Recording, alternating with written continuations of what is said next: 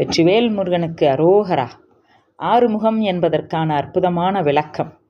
1. கிழக்கு, மேற்கு, தெற்கு, வடக்கு, மேல், கீழ் என்று 6 திசைகளையும் பார்க்கின்ற ஆறுமுகத்தை உடையவர் ஆறுமுகக் கடவுள்.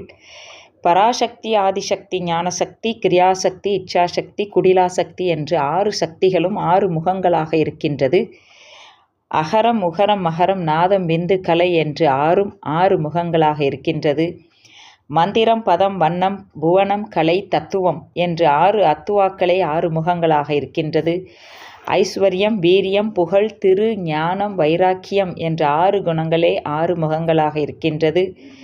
சர்வஞத்தை, திருப்தி, அனாதிபோதம், அலுப்த சக்தி, அனந்த சக்தி, சுபதந்திரத்துவம் என்ற 6 அருட்குணங்களே 6 முகங்களாக இருக்கின்றது.